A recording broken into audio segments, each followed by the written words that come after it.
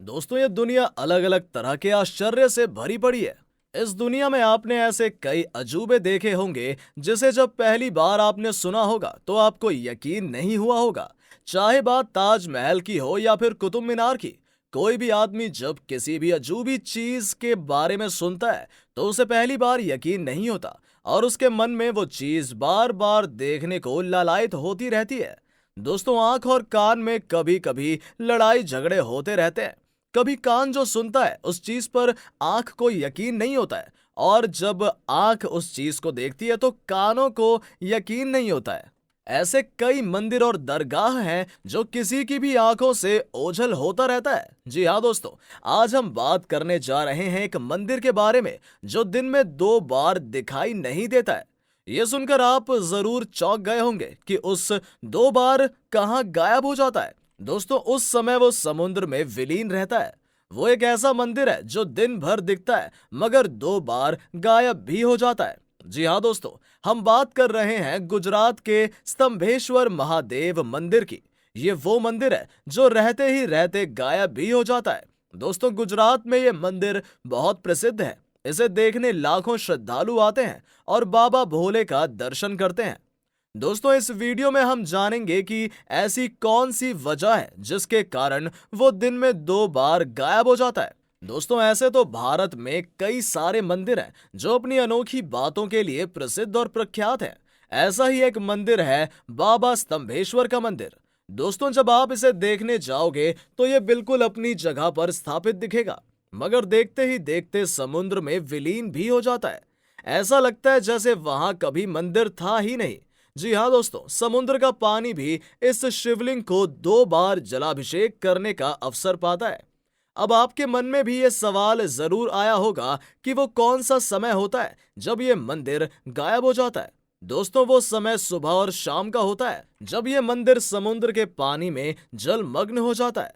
दोस्तों, इस मंदिर के बारे में वहां के स्थानीय लोगों का मानना है कि इस मंदिर को बनाने के पीछे कुछ पौराणिक बातें भी हैं। इसका उल्लेख भी श्री शिव महापुराण में रुद्र संहिता भाग 2 अध्याय 11 में भी किया गया है। इस पुराण के अनुसार राक्षस ताड़कासुर ने अपनी कठोर तपस्या से शिव को प्रसन्न कर लिया था। ये बात तो आप सभी लोग जानते होंगे कि भगवान शिव को कोई भी सच्चे मन से बुलाता है तो वो चले आते हैं। भगवान शिव से कई लोगों ने कठिन तपस्या कर उनसे वरदान मांग लिया है।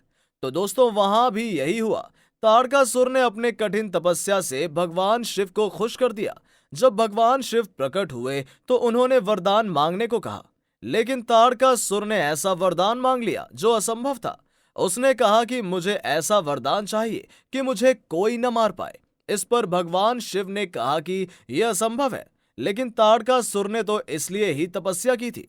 उसने कहा, ठीक है, मुझे बस आपका पुत्र ही मार सकता है, लेकिन वो भी मात्र 6 दिन की आयु में।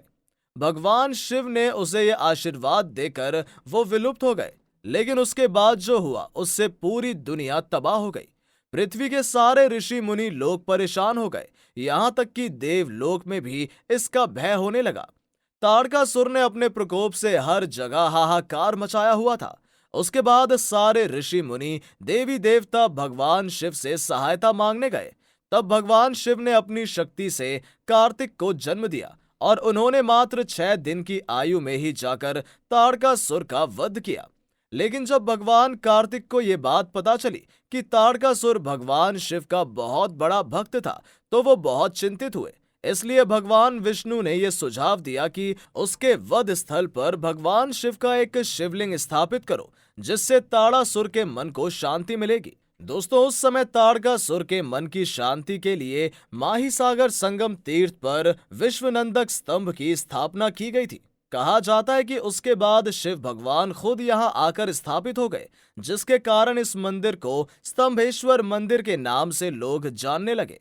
ये शिवलिंग लगभग 4 फुट ऊंचा और 2 फुट का व्यास है। दोस्तों, इस मंदिर को पूजने के लिए लाखों लोग आते हैं। ऐसा माना जाता है कि यहाँ सबकी मनोकामनाएं पूरी होती हैं और आपका मन शांत रहने में भी करता है। ये मंदिर को लोग सिर्फ पूजने के लिए ही नहीं जाते हैं, बल्कि इसके इस अद्भुत नज़ारे को देखने के लिए भी बहुत संख्या में लोग आते हैं। स्तंभेश्वर महादेव मंदिर गुजरात के गांधीनगर के पास स्थित है।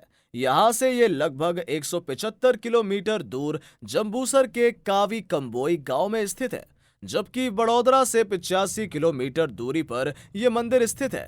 ऐसा कहा जाता है कि यह मंदिर 150 साल पुराना है और ये अरब सागर और खंबात की खाड़ी से घिरा हुआ है। दोस्तों, अब हम जानते हैं कि आखिर वो कौन सी वजह है जिसके कारण ये मंदिर सुबह और शाम को जलमग्न हो जाता है। दोस्तों, मंदिर का गायब होना कोई चमत्कार नहीं है, बल्कि इसका कारण ये प्रकृति ही है। ये बात तो आप सभी को पता होगी कि समुद्र में जल स्तर सुबह और शाम को काफी बढ़ जाता है। यही कारण लोग हाजी अली दरगाह को भी देखने जाते हैं, क्योंकि वो भी मुंबई के बीच समुद्र में स्थित होने के कारण सुबह शाम सुंदर सी लहरों में आधा डूबा हुआ नजर आता है। वहां पर आप जब जाओगे तो आपको सुबह और शाम के समय दरगाह तक जाने वाले मार्ग पर भी पानी दिखेगा, लेकिन जैसे जैसे दिन ढलेगा वो समुद्र का पानी उसका साथ छोड़ता जाता है। दोस्तों, यही काम यहाँ होता है। यहाँ भी सुबह और शाम में समुद्र का जल स्तर अत्यधिक होने की वजह से ये पानी में विलुप्त हो जाता है। समुद्र में ऐसी प्रक्रिया ज्वार भाटा आने की वजह से होती है। वहां के पुजारी इस बात का खास ध्यान रखते हैं। वहां पर गए तमाम श्रद्धालु और पर्यटकों को ज्वार भाटा आने से पहले ही खाली करवा दिया जाता है। हालांकि लोगों को सूचित करने के लिए एक खास तरह की पर्ची भी बांटी जाती है, जिसमें ज्वार भाटा आने का समय वहां से खाली करने के लिए सूचित किया जाता है। दोस्तों, अगर ज्वार भाटा को सामान्य शब्दों में समझना हो तो धरती पर स्थित सागरों महासागरों के जल स्तर का सामान्य स्तर से ऊपर उठना ज्वार तथा नीचे गिरना भाटा कहलाता है।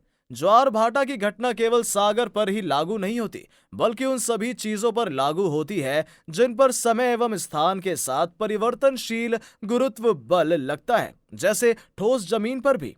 चंद्रमा एवं सूर्य की आकर्षक शक्तियों के कारण सागरीय जल के ऊपर उठने तथा गिरने को ज्वार भाटा कहते हैं। सागरीय जल के ऊपर उठकर आगे बढ़ने को ज्वार यानी टाइड तथा सागरीय जल को नीचे गिरकर पीछे लौटने को सागर की ओर को भाटा यानी कि एब कहते हैं। पृथ्वी, चंद्रमा और सूर्य की पारस्परिक गुरुत्वाकर्षण शक्ति की क्रियाशीलता ही ज्वार भाटा की उत्पत्ति का प्रमुख कारण है। दोस्तों, अगर आपको ज्वार भाटा के ऊपर वीडियो चाहिए तो आप हमें कमेंट में ज्वार भाटा लिखकर जरूर बता सकते हैं, ताकि विस्तार से हम इस टॉपिक पर एक आसान सा वीडियो लेकर आपके सामने आए। तो चलिए वीडियो की तरफ वापस बढ़ते हैं। इस मंदिर में महाशिवरात्रि और एकादशी के समय सबसे बड़ा मेला लगता है।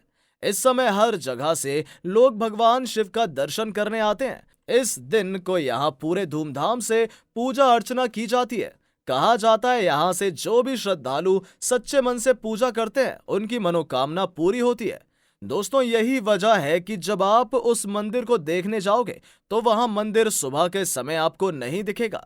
फिर जैसे जैसे दिन ऊपर चढ़ेगा वो मंदिर आपको दिखने लगेगा, लेकिन जैसे ही शाम होगी वो मंदिर वैसे ही जल में समाहित हो जाएगा। इसका ये आनंद लेने वहां कई लोग जाते हैं। आप भी वहां जाकर ये नजारा देख सकते हैं। दोस्तों, अगर आपको ये वीडियो अच्छी लगी हो तो अपने सोशल मीडिया पर जरूर शेयर करें। उम्मीद करते हैं कि आपने ये फैक्ट बाबा हिंदी चैनल अब तक सब्सक्राइब कर लिया होगा। अगर आपके पास किसी भी तरह के सुझाव हैं तो कमेंट बॉक्स में जरूर बताएं, ताकि हम अगली वीडियोस को और बेहतर बना सकें। चलिए मिलते हैं एक नई वीडियो के साथ, तब तक के लिए नमस्कार।